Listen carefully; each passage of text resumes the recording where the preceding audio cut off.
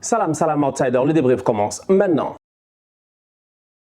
Manchester United perd aujourd'hui 6-3 face à Manchester City. Franchement, on va être très sérieux. Le premier dont j'ai envie de parler, c'est bien Ten Hag. Ten Hag ne se gère pas parce que Ten Hag, j'ai l'impression qu'il n'a toujours pas compris ce que c'est que la Première Ligue. En fin de match, la première question que les journalistes lui ont posée, c'est de savoir qu'est-ce qui s'est passé. Et la réponse qu'il a eu à avoir, c'est de dire il y a eu un manque de croyance. There was a lack of belief. Ils n'y ont pas cru. Je suis désolé. À un moment donné, j'ai envie de rappeler à Ten Hag que c'est lui peut-être qui ne croit pas en ses joueurs. Parce qu'aujourd'hui, Manchester City est une équipe qui, en termes de possession de balles, personne ne fait mieux en Angleterre. En termes de circulation de balles, personne ne fait mieux en Angleterre. En termes de finition avec Haaland, personne ne fait mieux en Angleterre. De où et dans quel monde aujourd'hui Ten Hag, il arrive avec son 4-2-3-1 en se disant qu'il va presser United et qu'il va les contrer.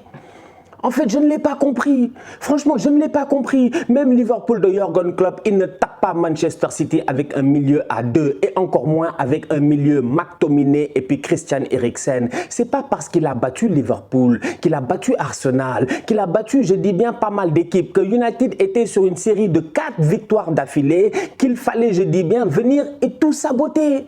Ce que Ten Hag a fait aujourd'hui, j'appelle ça du sabotage. J'appelle ça, je dis bien, une non-préparation tactique après la trêve internationale. Ce n'est pas normal. Sincèrement, si j'étais fan de United, au-delà du fait que City est plus fort, ça, on est d'accord. Il y a de quoi être extrêmement frustré. Christian Eriksen en marquage sur Haaland dans une défense en zone. Eriksen est là pour faire le blocage, pour empêcher Haaland d'aller, je dis bien, dans la surface du ballon. Mais ça, c'est pas sérieux. Franchement, c'est pas sérieux. Que fait Eriksen là-bas ? Que fait Eriksen là-bas? Que fait McTominay posté, je dis bien, derrière Varane dans cette défense en zone-là? Pourquoi Haaland est laissé tout seul? Ça, c'est des choses qui se préparent. Vous avez eu 2 semaines de trêve internationale, 2 semaines de décès de la reine et vous êtes incapable de donner quelque chose de sérieux aujourd'hui. Franchement, c'est pas sérieux, à mon humble avis aujourd'hui.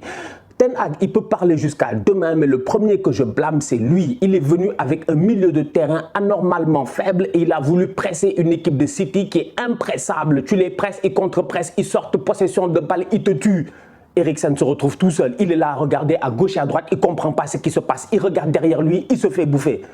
C'est pas sérieux. Franchement, donc aujourd'hui, on peut parler... Non, Manchester United a fait un non-match parce que Erik Ten Hag a cru qu'il pouvait faire match avec City. Frère, tu viens d'arriver. En fait, on dirait qu'il n'a pas compris le championnat. On ne joue pas comme ça avec City. On ne joue pas comme ça avec City. Il y en a, ils peuvent tenter de jouer avec City parce que ça fait 1, 2, 3 fois qu'ils se sont fait taper. Mais sinon, tu viens et tu joues, je dis bien, la sécurité.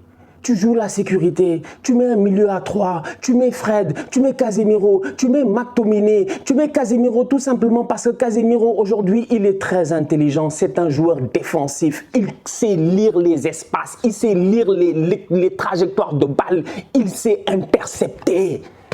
Tu mets McTominay à droite de Casemiro parce qu'il va se battre, tu mets Fred à gauche parce qu'il va se battre. Tu sacrifies un de Eriksen ou Bruno Fernandes, tu les attends et tu contres. Mais toi, tu arrives début de match, tu dis je vais monter sur eux, je vais jouer normal, 4-2-3-1, genre c'est Burnley. Mais il est malade lui.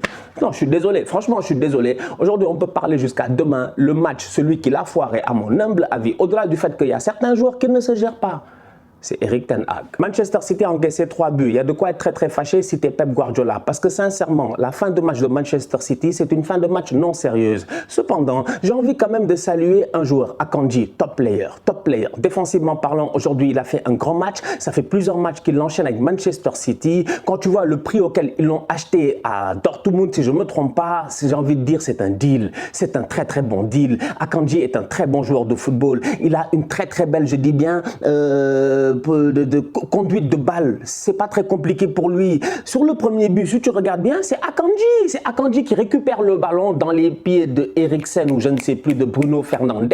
C'est lui qui sort le ballon, c'est lui qui fait la toupie comme Iniesta, c'est lui qui donne, je dis bien, à Phil Foden qui se replace et qui redit aux gars de se placer. Regardez, c'est-à-dire qu'il y a un niveau d'intelligence tactique à Manchester City que Guardiola, il l'instaure dans les boys directement. Les boys, ils arrivent, ils téléchargent le logiciel du guardiolisme et immédiatement, ça rentre dans leur tête. Et s'ils sont intelligents, ils arrivent à performer.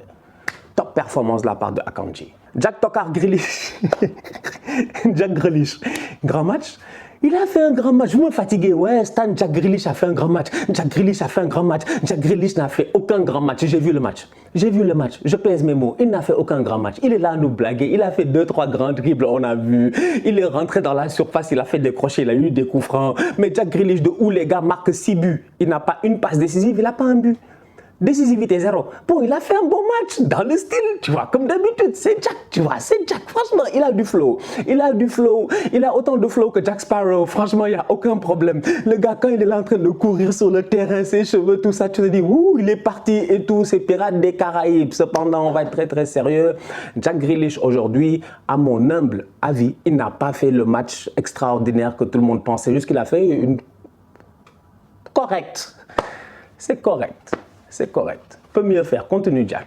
C'est son 3e hat-trick de la saison. 3 fois, je dis bien, 3 fois, il a marqué 3 buts en 8 matchs cette saison. Haaland, à un moment donné, il est en train de mettre les records à un autre niveau. Je vous rappelle que les joueurs les plus rapides à avoir atteint 3 triplés en Première Ligue sont Michael Owen, Kun Agüero et Van Nistelrooy. Et si je ne me trompe pas, Michael Owen a fait 3 triplés. C'est lui qui détenait ce record-là en 48 matchs. Owen, ça lui a pris 48 matchs. Michael Owen, ballon d'or, hein, ballon d'or pour ceux qui ne savent pas, pour les plus jeunes. Michael Owen, ballon d'or, je dis bien, ça lui a pris 48 matchs de Première Ligue avant de claquer 3 triplés.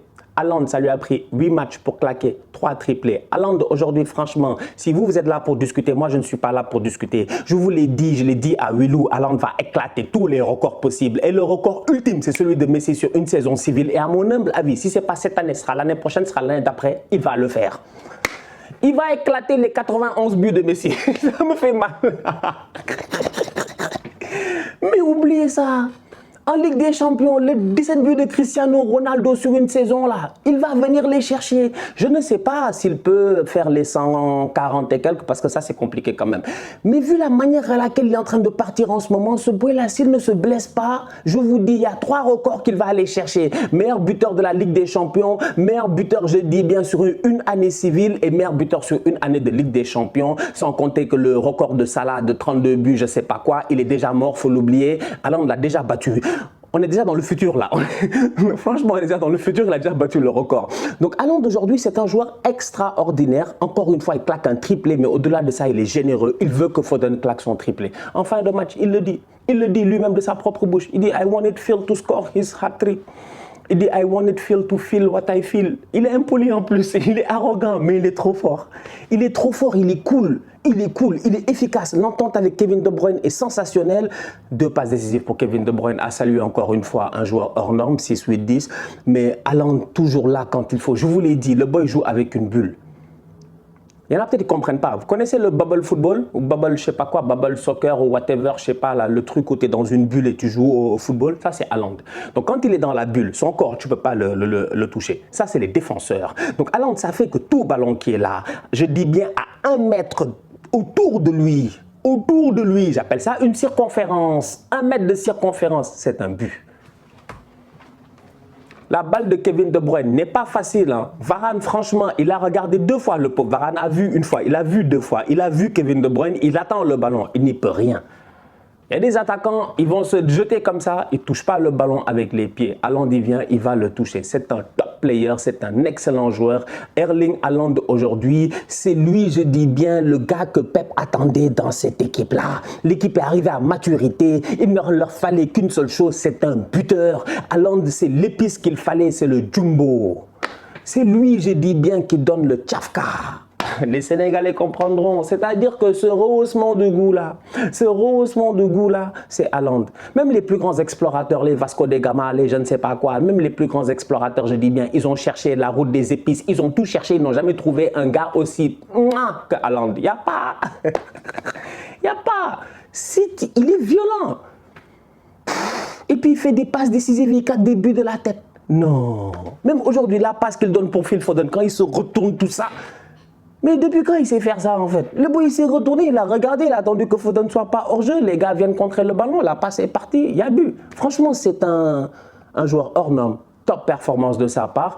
Et voilà. Roy Keane ne devait pas tacler son père. Pour ceux qui ne savent pas, Roy Keane a taclé le père de Haaland ici. Il a mis fin à la carrière du papa de Haaland. C'est dommage. Apparemment, c'était un violent tacle. Il a pris un carton rouge, tout ça.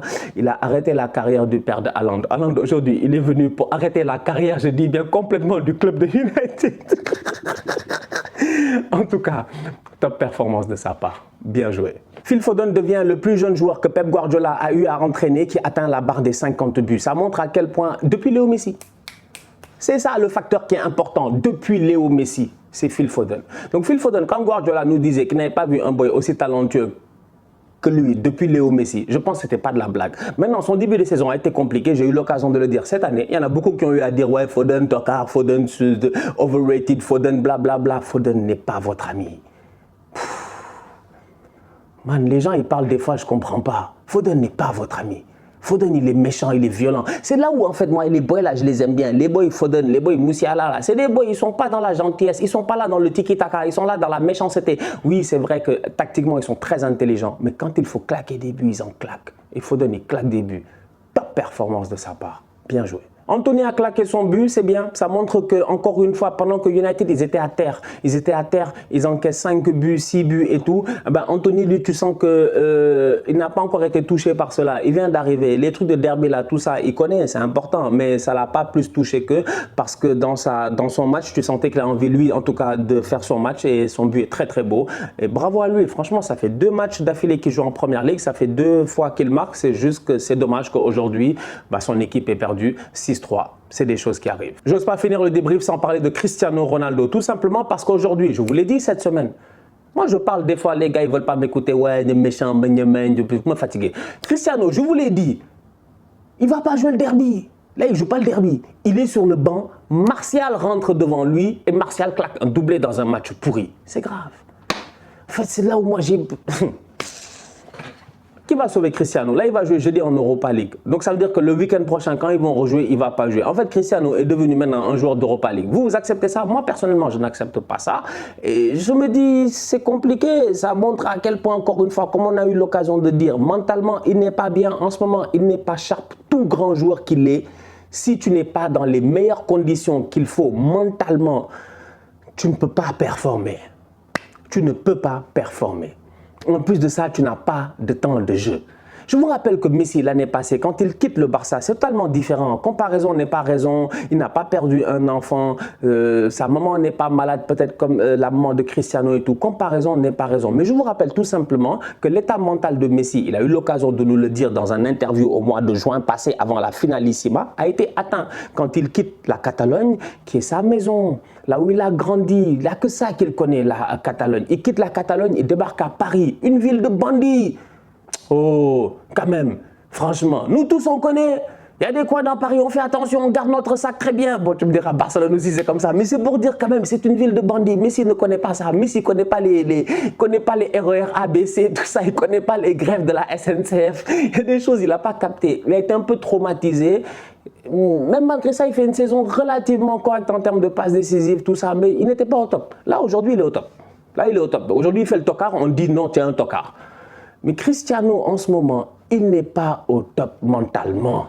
Et il ne joue pas. Messi, même quand il n'était pas au top mentalement, il enchaînait les matchs. Il le faisait jouer au niveau de Paris. Cristiano, non seulement il n'est pas au top, mais il ne joue pas. Vous voulez faire quoi avec? Ça me fait de la peine, hein, franchement, de le voir comme ça. Et j'ai eu 2 fois plus de peine quand Martial, il rentre, il claque un but et en plus un penalty. Donc voilà, bref. La famille, on se capte très bientôt pour un nouveau débrief. D'ici là, on continue à liker, on continue à partager, on s'abonne, on est ensemble, on reste en santé, c'est le plus important. Tous outsiders.